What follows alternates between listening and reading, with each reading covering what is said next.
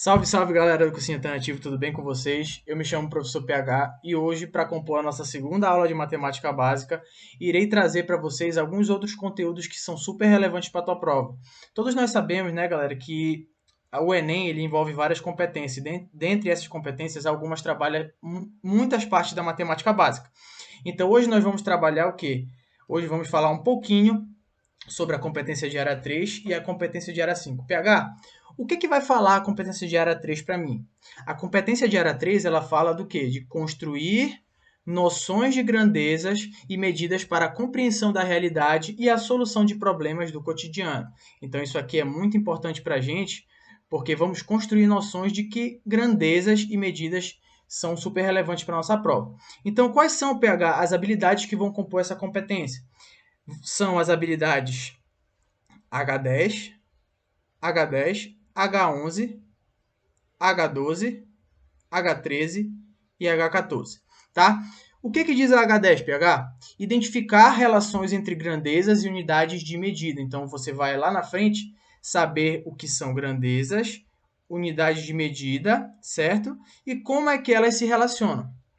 Certo? H11, o que vai dizer H11 para a gente? Utilizar a noção de escalas na leitura de representações de situações do cotidiano.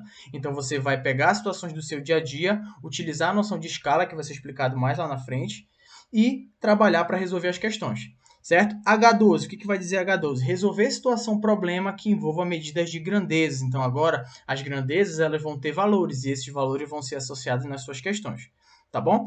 H13, avaliar o resultado de uma medição na construção de um argumento consistente. Aqui é um pouco diferente. A H13 ela vai trazer para nós o quê? O resultado da medição e sua resposta não vai ser um numeral, não vai ser um número. A sua resposta vai ser uma frase crítica que vai ser, no caso, um argumento mais consistente para resolver a questão. Então, você vai ter que ter muita atenção e ser crítico na sua resposta. A H14 ela fala o quê? Avaliar a proposta de intervenção na realidade utilizando conhecimentos geométricos e relacionando com as grandezas de medida. Como se já não bastasse uma competência para geometria, agora você vai ter que fazer o quê? Relacionar grandezas e medidas, certo? Com a geometria, né? Ou com teores geométricos. Tá bom? Então, pela competência de área 3, nós vamos identificar essas 5 habilidades.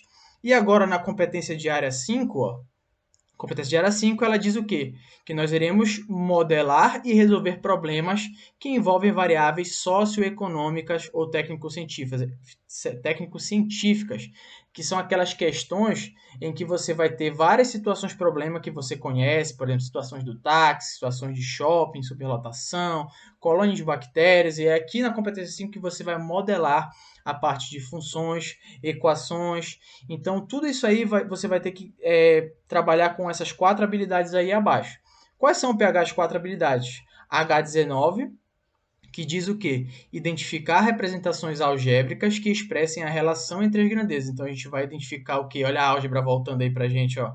A álgebra, né? A gente vai ter que identificar essas representações algébricas e ver a relação entre as grandezas que envolvem essa álgebra aí, que é a tão temida pelos alunos, né? Mas a gente vai falar um pouco para vocês que isso aqui não é tão difícil, não. Então, ó, H21, que fala também sobre resolver situação-problema, cuja modelagem envolva conhecimentos algébricos, tá? Então, você vai ter que observar uma situação do seu dia a dia, uma situação que é comum a todos nós, certo? E utilizar a matemática para envolver ou englobar a situação, certo? Utilizar conhecimentos aqui na H22, conhecimentos algébricos e geométricos, então a gente já está usando aqui, ó, a união entre dois eixos da matemática, dois pilares, que é a álgebra e a geometria, como recurso para a construção da argumentação. Então, aqui, como na a H22 ela faz um papel meio similar à H13 da competência 3, que é avaliar o resultado da medição e construir um argumento. Aqui você vai utilizar recursos algébricos e geométricos para a construção de uma argumentação também. E por fim, H23 aqui, ó, vai ser o quê? Avaliar propostas de intervenção na realidade utilizando conhecimentos algébricos. Então, você vai interferir em situações que já acontecem, né? Utilizando o quê? Os conhecimentos algébricos, seus conhecimentos para resolver as questões. Tudo bem?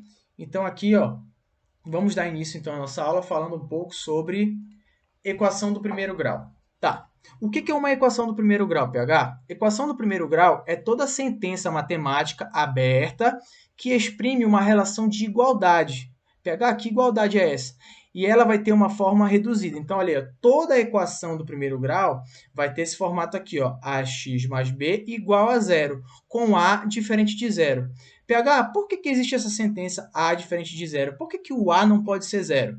Porque ó, você percebe aqui ó, que o a ele está multiplicando quem? O a ele está com uma relação de multiplicação em quem? No x, certo?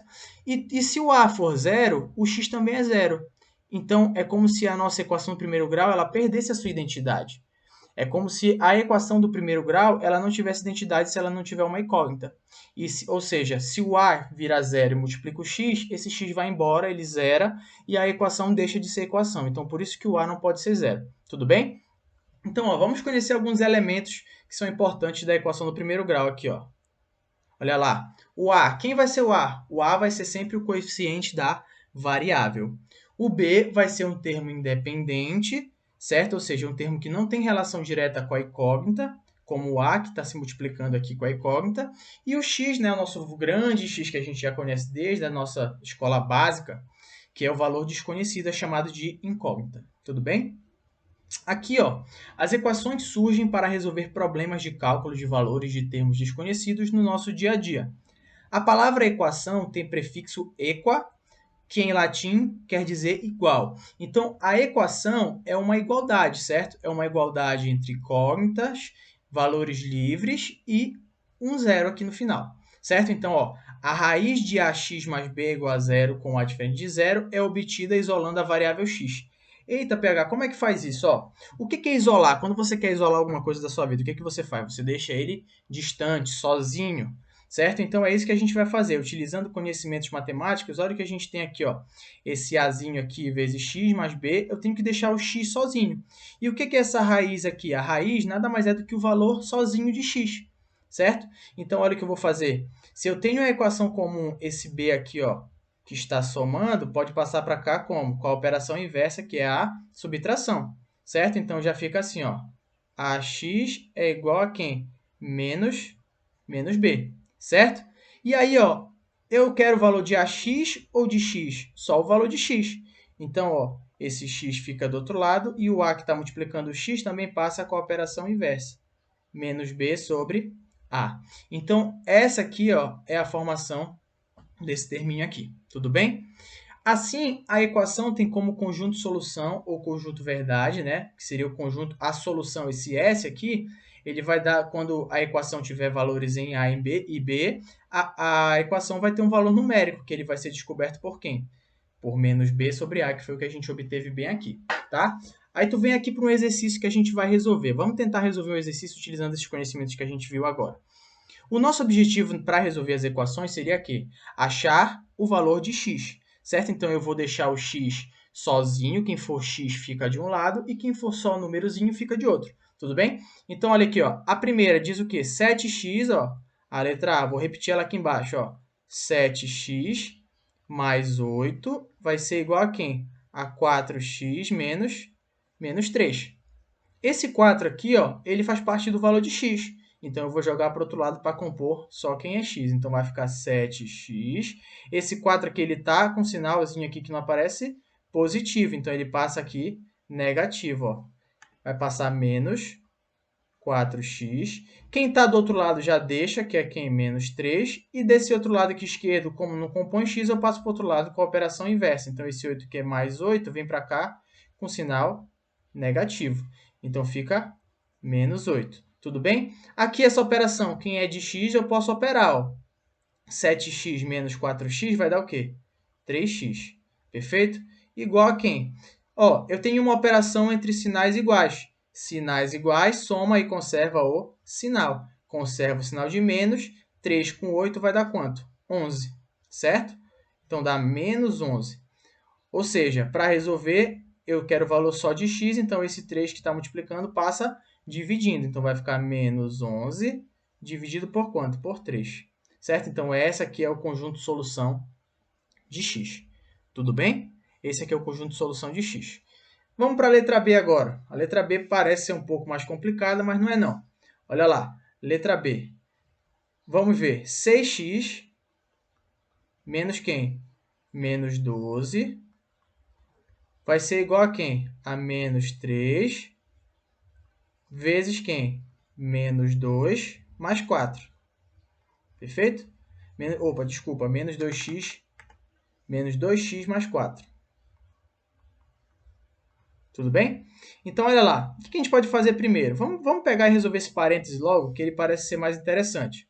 Ó, esse menos 3, quando está multiplicando um parêntese e uma soma, o que acontece? Esse menos 3 ele faz aquela propriedade distributiva que a gente chama de chuveirinho. Tudo bem? Então, ele vai multiplicar aqui dentro os dois valores, o menos 2x e o 4. Tudo bem? Então, fica 6x menos 12. Ó, só mudar a corzinha da caneta para ficar tudo igual, que eu tenho toque. Então, ó, 6x menos 12 vai ser igual a quem? Menos com menos vai dar o quê? Esse menos do 3 aqui, ó. Menos do 3 com menos do 2 vai dar o quê? Menos com menos dá mais. Então, 3 vezes 2x vai dar 6x. Tudo bem? Ó, aqui o que a gente tem? Menos 3 vezes o mais 4 vai dar o quê? Menos 12. Tudo bem? Olha aí, pessoal, a gente tem uma consistência bem aqui do lado. Se eu passar uma inconsistência aqui do outro lado, ó, eu tenho um x desse lado e tenho um x desse, então eu vou ter que passar para um dos dois lados. Eu vou pegar esse 6x aqui que está somando, vou passar para o outro lado subtraindo. E esse 12 aqui que está subtraindo, eu vou passar para cá ele somando. Como é que fica? Fica 6x menos 6x, que vai ser igual a quem? Do um lado tem menos 12, do outro lado tem mais 12. Caramba, olha o que aconteceu aqui, galera. Eu tenho um 6x menos 6x vai dar 0 vezes x. E desse outro lado aqui vai ser 15, 0. Então, o valor de x é quanto? 0 igual a 0. Certo? Eu não tenho valor de x aqui. Por quê? Porque eu tenho uma inconsistência no meu conjunto de solução aqui. Logo, o meu conjunto de solução aqui é 0 igual a 0. Então, eu não tenho uma solução para essa equação aqui. Tudo bem? Deu para entender? Espero que sim. Então, bora para cá. Vamos continuar. Agora, falando um pouco da equação que abala um pouco dos alunos, que é o quê? A equação do segundo grau. Vamos começar aqui. O que é uma equação do segundo grau? A equação do segundo grau recebe esse nome porque é uma equação polinomial, ou seja, ela é formada por polinômios, certo?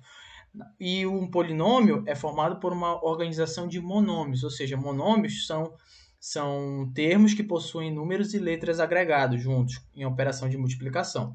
Então, ó, cujo termo de maior grau está elevado ao quadrado, certo? Então, como é a equação do segundo grau, ó, como é uma equação do segundo grau, o que a gente tem? A gente tem que o maior termo, o maior expoente, né? O maior expoente está elevado ao quadrado, ou seja, está elevado ao número 2, certo? A gente percebe isso bem aqui. Lá no primeiro grau, o maior termo está elevado a 1. Por quê? Porque o 1 ele não aparece. Ah, pega, mas eu não vi. Justamente, porque o 1 ele não aparece como potência. Tá bom? Ele está lá, mas ele não se mostra, ele fica escondido.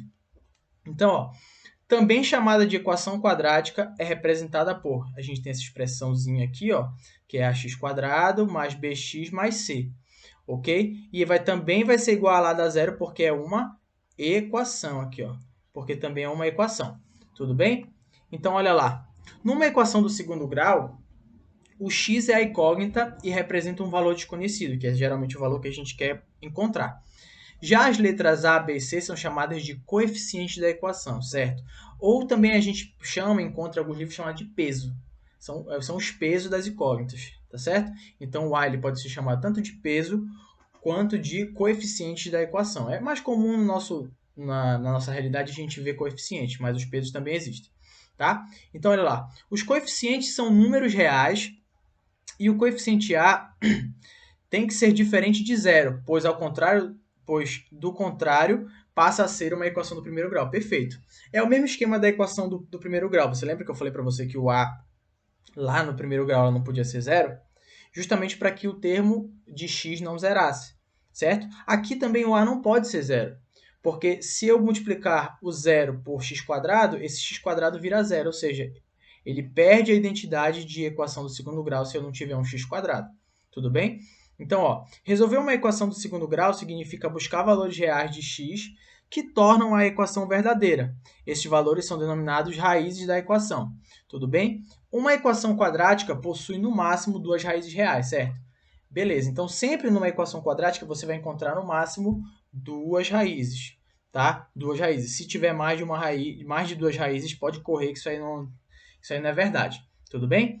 Então corre, chama teu pai, tua mãe, teu tio e fala para ele que estão te enganando, tá bom? Então as raízes de ax² mais bx mais c igual a zero, com a diferente de zero, que foi o que a gente falou ali em cima, são obtidas isolando a variável x através de uma fórmula, mais conhecida como fórmula de Bhaskara. Ou seja, o que é essa fórmula de Bhaskara? Ó? Ele diz o quê? Que o valor da raiz ele é igual a quem? A menos b, que é o coeficiente b aqui da equação, ó, menos b, certo? Que é esse coeficiente bem aqui, ó, perfeito? Mais ou menos a raiz de delta sobre 2a, certo? E esse delta ele vai te mostrar aqui na frente que é esse valorzinho aqui que a gente vai chegar. Olha o que ele fala. Assim, a equação tem como conjunto solução ou conjunto verdade assim como a equação do primeiro grau. Ou seja, o que é o conjunto solução ou conjunto verdade? É a resposta, certo? Na equação do primeiro grau você encontra uma raiz. Na equação do segundo você encontra duas raízes, uma ou duas raízes. Às vezes possuem raízes iguais, tá bom? Então, fica atento. Tu pode encontrar só no máximo duas aqui, tá certo? Então, ó, o termo delta é igual a quem? A b ao quadrado menos 4 vezes a vezes c. PH, o que é esse b, esse a, esse c? Nada mais são do que os coeficientes aqui, ó, da nossa equação. O a, que é aquele que multiplica o x quadrado, o b é o que multiplica o x e o c, esse cara bem daqui, que é o nosso termo independente aí, tá bom? Que não tem relação direta com o x. Então, olha lá. Assim temos que, ó, tem umas proposições bem legais que já pode vir na tua prova do Enem, como aquelas questões de argumentação, tá? Que seria o quê? O valor do delta. Olha o que ele fala. Ele fala que se o delta for maior que zero, ou seja, quem é o delta? De novo, delta é esse rapazinho aqui, ó, b ao quadrado menos 4 vezes a vezes c, tá bom? Quando o delta, ou seja, quando o valor do delta, quando você aplicar os valores aqui e der um valor numérico, se esse valor for maior que zero, a equação tem duas raízes reais distintas, ou seja, um 2 e um 3, por exemplo. Um 2 e um 3 são raízes que são distintas, diferentes e são maiores que zero. Tudo bem?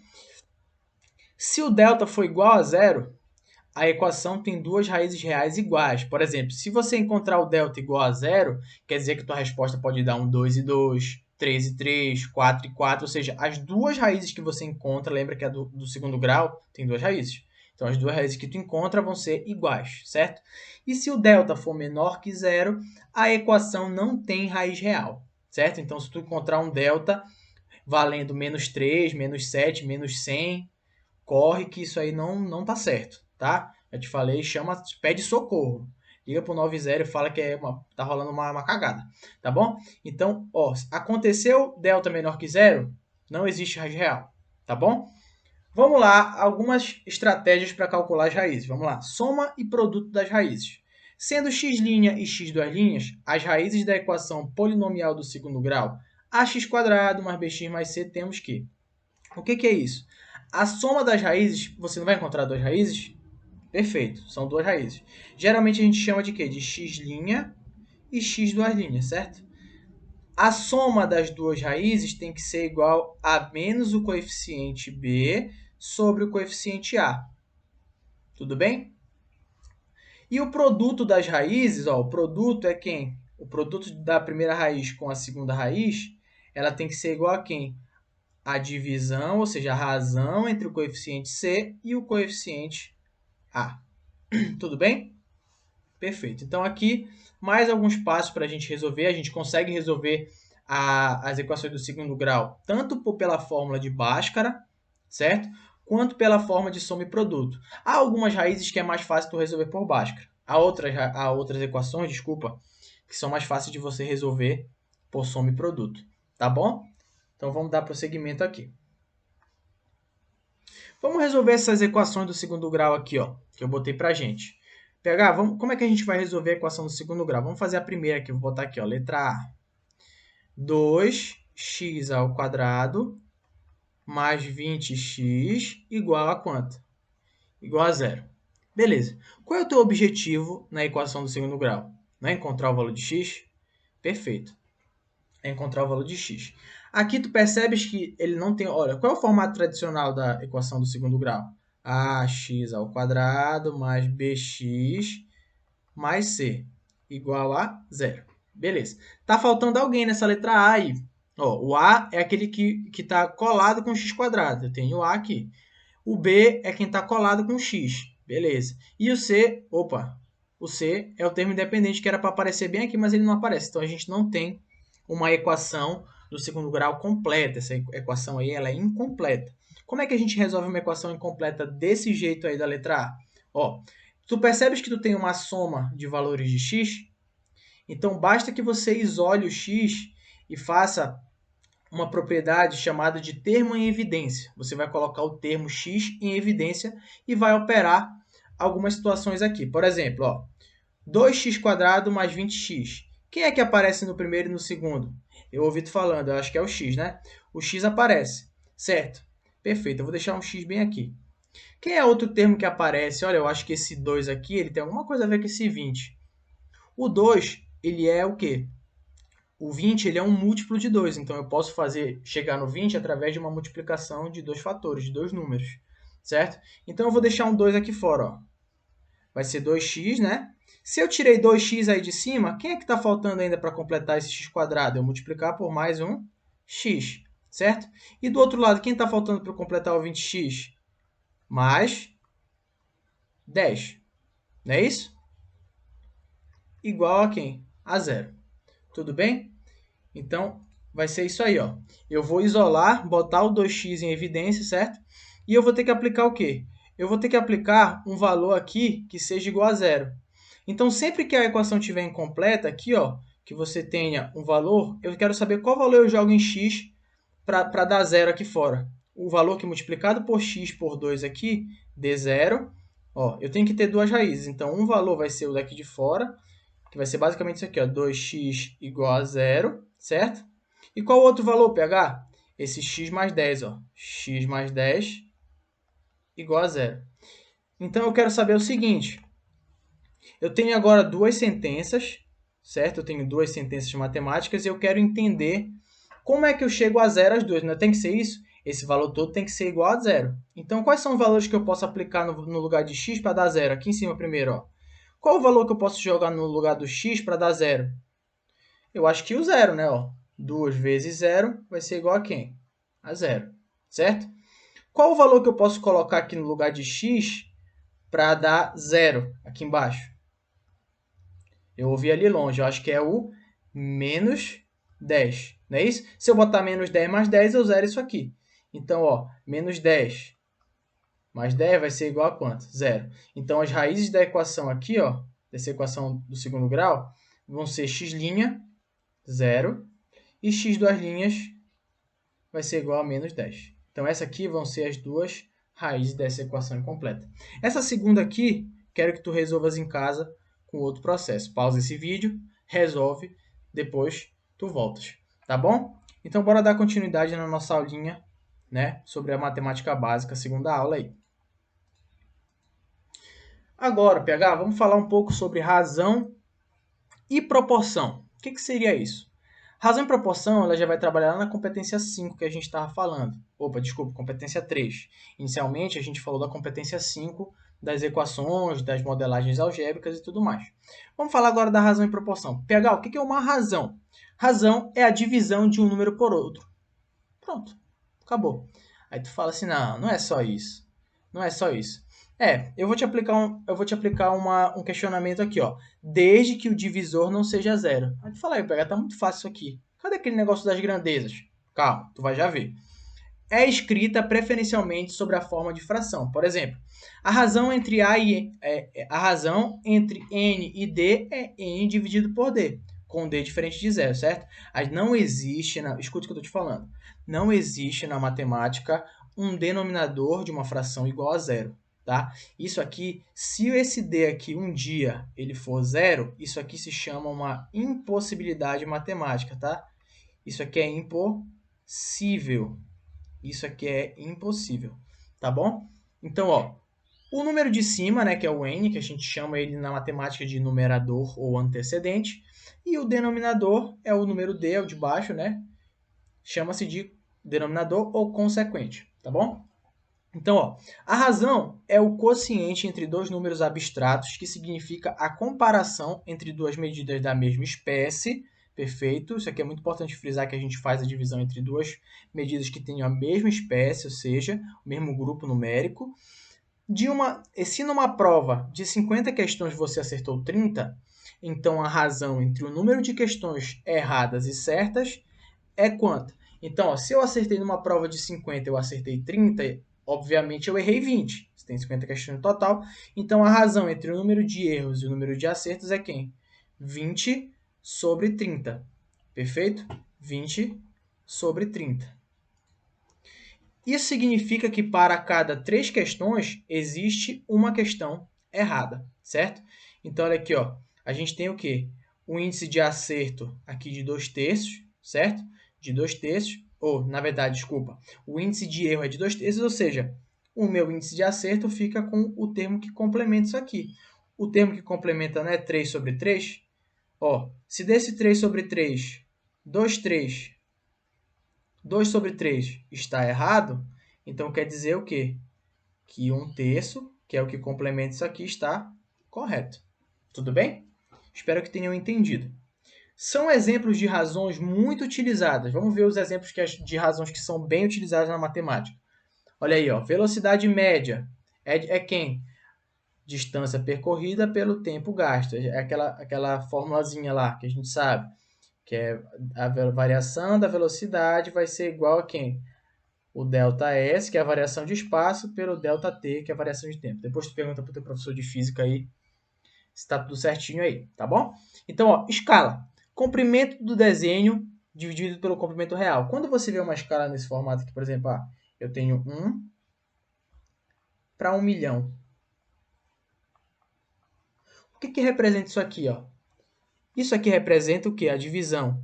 Lembra, quem vem primeiro é o nosso antecedente, quem antecede a divisão, e depois vem o consequente, que é o denominador. Então, isso aqui, em fração, ficaria como? 1 dividido por quanto? Por 1 milhão. Tá vendo? Então, olha o que a gente tem. A gente tem o quê? Que para cada unidade naquilo que é falso, ou seja, no desenho, na realidade, o tamanho normal é 1000 vezes maior, é 1 milhão de vezes maior, desculpa. Tudo bem? Então, ó, a gente tem a escala, densidade de um corpo, que é massa por volume, ó. Densidade é sempre o quê? Massa por volume. Então, você percebe o quê? Que a gente vai relacionando as medidas com o quê? Com razões, certo? Com divisões. Densidade demográfica, número de habitantes, ó. A densidade demográfica, ó. Densidade demográfica é igual a quem? Número de habitantes, ó. Habitantes dividido por quem? Pela área. Perfeito? Então, ó, a gente percebe que existem várias razões aqui que geram relações de razão. Tudo bem? Entre as grandezas. Chamamos a atenção para os estudos de escalas, conteúdo frequentemente cobrado nas provas do Enem. Cai bastante, galera. Cai bastante a parte da competência 3 de escalas. E são questões que geralmente são simples e vocês não podem errar. Lembra que eu te falei? São as questões simples que alavancam o teu TRI. Quanto mais coerente for a tua prova, quanto mais ligada às questões fáceis, médias e difíceis, por exemplo, se você acerta 10 questões fáceis, 3 médias e uma difícil, a tua prova está coerente. Porque o que o analisador, o que o TRI ele vê? Não adianta tu chutar a prova e acertar 5 questões difíceis e errar 10 fáceis. Vai ser muito complicado e a tua nota vai vir baixíssima. Então é isso que eu falo de coerência. Coerência. A tua prova de matemática tem que estar coerente para o TRI te dar uma nota boa. Tudo bem? Então, ó, a escala de um desenho é a razão entre o comprimento no desenho e o correspondente comprimento real medido em uma unidade. É aquilo que eu te falei. A unidade do desenho dividida pela unidade no real. Então, quer dizer que uma unidade no desenho representa no real o tanto que a escala mostra. 1 milhão, 500 mil, 100 mil, 300, 500, entendeu? Então, tudo isso aí é essa relação, desenho com real. Então, ó, a escala de um desenho é a razão entre o comprimento do desenho e o correspondente comprimento real medidos na mesma unidade. Então, sempre que você for trabalhar com isso, você tem que observar se estão na mesma unidade. Bora ver um exemplo. A escala 1 por 1000 significa que os comprimentos verdadeiros são 1000 vezes maiores que os correspondentes comprimentos no desenho. É isso, aquilo que eu te falei. Uma unidade no desenho representa 1000 unidades na vida real. Tudo bem? Ó, Portanto, 5 centímetros no desenho equivalem a 5.000 centímetros no terreno. Percebes aqui o quê? Que eu estou na mesma unidade. Isso aqui é muito importante. Tu não pode trabalhar em centímetros e do outro lado metro. Tem sempre que estar na mesma unidade. Então, se tu vai botar 5 centímetros, quando você for para o real, você tem que colocar nem que seja 1 milhão de centímetros, tá? Se você trabalhar centímetros com metros, você vai errar, tudo bem? E aí, depois que você trabalha com centímetros para centímetros, você pode transformar o quê? Você pode transformar em metros, dependendo da sua resposta, para você marcar direitinho lá. Tudo bem? Belezura.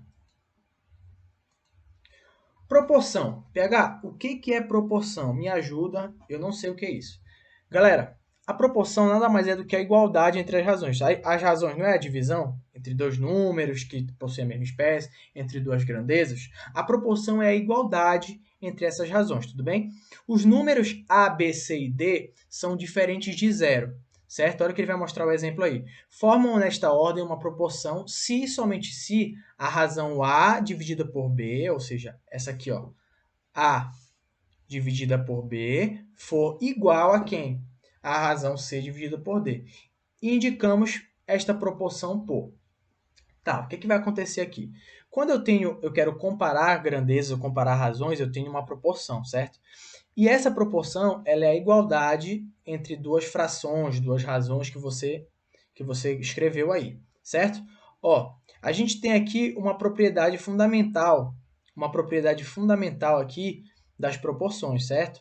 Que diz o quê? Que eu tenho nomes para dar aos elementos da fração aqui, que são no caso só A e D, ó. Esses dois aqui que eu vou colocar de vermelho para você, ó. A e D são os extremos. O B e C que vão de azul, são os meios. Então, como é que eu resolvo isso aqui, ó? Eu digo que o produto dos meios, ó, o produto dos meios, ou seja, B vezes C, ó, o produto dos meios B vezes C é igual ao produto dos extremos, que é quem? A vezes D. Quando você tem uma igualdade entre duas frações, basta que você faça o produto dos meios pelo produto dos extremos, certo? Vamos lá, continuando. Divisões proporcionais, tá? O que são divisões proporcionais? Divisões proporcionais é quando a variação de uma grandeza ocasiona uma variação em outra grandeza. Bacana. Então, é quando uma grandeza está ligada com a outra e esse aumento ou diminuição influencia na outra grandeza também. Dizemos que essas grandezas se relacionam. A relação entre essas grandezas pode ser classificada em diretamente ou inversamente proporcionais. Que legal. Então, a gente vai ter dois tipos de divisões proporcionais. As divisões diretas e as divisões inversas. Então, grave isso aí. Os valores numéricos associados a essas grandezas podem ser classificados como números diretamente ou inversamente proporcionais. Tá, PH, mas o que é isso? O que são diretamente ou inversamente? Vamos ver agora. Números diretamente proporcionais, pega esse bizu aí, ó. É quando a razão, tá? Ou seja, quando a divisão, tá vendo aqui, ó, o 5 dividido por 10, o 8 dividido por 16, o 10 dividido por 20, 1 dividido por 2, ou seja, é quando a divisão entre os valores permanece o quê? Constante. Ah, PH, o que é essa constante? Olha para cá, rapidola. 5 dividido por 10. Quanto é 5 dividido por 10 se eu for simplificar essa fração aqui, ó? Para simplificar uma fração, a gente multiplica em cima e embaixo ou divide em cima e embaixo por um valor que a gente queira. Vamos supor, um valor que divide os dois ao mesmo tempo. Tem que ser isso também. Então, ó, 5 embaixo, em cima eu vou dividir por 5 e embaixo eu também vou dividir por 5. 5 dividido por 5 vai dar quanto? 1. 10 por 5 vai dar 2. Tá, pegar, não mostraste nada demais. Olha para a próxima fração aqui, ó. 8 sobre 16. Como é que eu simplifico essa fração aqui? Ah, dá para simplificar por 8, ó. 8 em cima, 8 embaixo. 8 por 8 vai dar 1. 16 por 8 vai dar 2. O que tu percebes aqui? Que por mais que sejam números diferentes, a divisão, ou seja, a simplificação ou a razão entre esses números é sempre constante. Olha lá. Qual é a razão aqui, ó? 1 sobre 2. A razão final sempre é 1 sobre 2.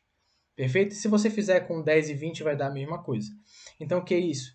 É quando a gente faz a comparação entre razões e ela produz uma constante. Então, divisões, ou seja, números diretamente proporcionais, é quando a divisão entre dois números, ou seja, a razão entre duas grandezas, gera para mim uma constante. Então, grave isso aí. Note que a razão entre os números dessas sucessões é sempre a mesma. Os números dessas sucessões são diretamente proporcionais. Bacana. Então, a razão é igual a meio entre dois números correspondentes, é denominada de constante. Fator ou coeficiente de proporcionalidade. Isso aqui também é importante que vem no Enem. Ó. Coeficiente de proporcionalidade. É esse K bem aqui. Ó. Não esquece disso. Cuja representação se dá geralmente pela letra K. Perfeito. Se duas grandezas são diretamente proporcionais, a razão entre os valores de uma delas é igual à razão entre os valores das correspondentes. Beleza.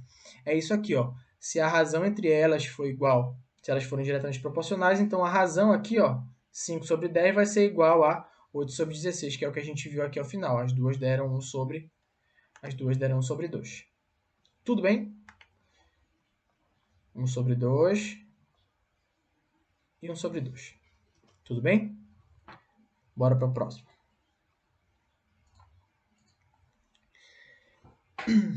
E agora, para a gente finalizar a nossa aula de hoje, né? Vamos falar um pouco sobre números inversamente proporcionais.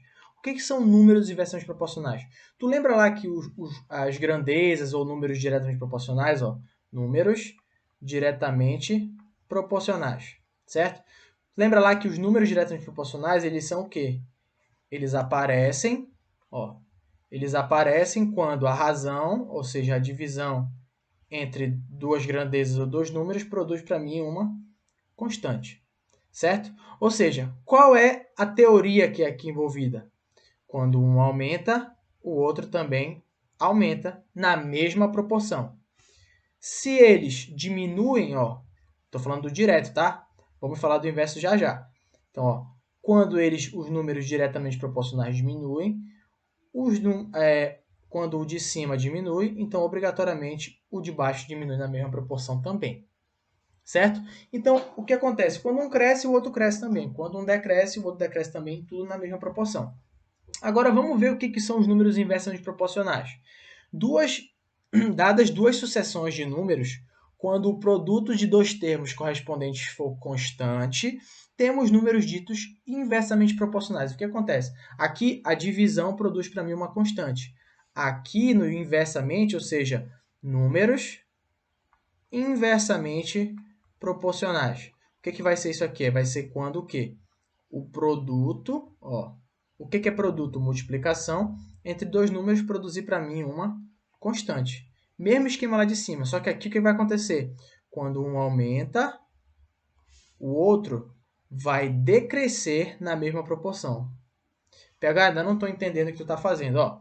Vamos ver essas duas sucessões aqui. Ó. Vamos ver duas sucessões aqui. Ó. 4, 12, 6, 8 e 8 e 6. Tudo bem? Aqui o que vai acontecer? O produto do antecedente pelo seu consequente é sempre o mesmo. Eu acho que saiu desformatado um pouquinho aqui uma multiplicação. Então eu vou fazer um exemplinho aqui do lado. Ó. O que vai acontecer? É como se fosse isso aqui. Ó. 4 vezes 3... Não, 4 vezes, vamos ver, 8. Certo? 4 vezes 8 vai ser igual a quem? 2 vezes 16. Pegar o que tu fez aí? Olha aqui, ó. O que aconteceu aqui, ó? Para a gente manter a constância, ou seja, para a gente manter essa constante funcionando, quando um aumentar, o outro vai ter que diminuir. O que aconteceu com o primeiro número? Era 4, foi para quanto? Foi para 2. Ou seja, ele reduziu pela metade, ou seja, ele foi dividido por 2. Certo? Então, para manter a constante, se o primeiro foi dividido por 2, o outro foi o quê? Se um diminui, o outro aumenta na mesma proporção. Esse 8 aqui, ó, ele foi para quanto? Para 16. Ou seja, se um divide por 2, o outro multiplica por 2. O outro aumenta na mesma proporção.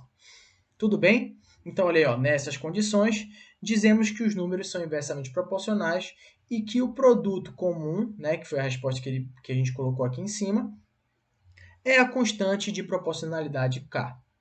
Tudo bem? Então, galera, espero que vocês tenham entendido. Sábado a gente vai entrar na aula para tirar as dúvidas de vocês em relação a essa aula. Façam as questões, tá? Tentem cronometrar o tempo de vocês, que é muito importante para a prova. A gente sabe que o nosso maior inimigo na prova do Enem é o nosso tempo, né? Então tentem cronometrar os conteúdos de vocês, tentem cronometrar as questões, façam as questões com até 3 minutos, tá? Eu sei que vocês estão em casa agora, que está mais tranquilo, mas tentem se forçar a fazer isso, a esse treino, que ele é muito válido para a prova, certo? E aí, no sabadão, a gente vai estar entrando para tirar as dúvidas de vocês. Vamos resolver as questões. Eu e a galera do apoio, professor Arilson, professor Vitor Cherne. E aí é isso, tá bom? Espero que vocês tenham gostado e fiquem com Deus, bons estudos e até a próxima. Grande beijo.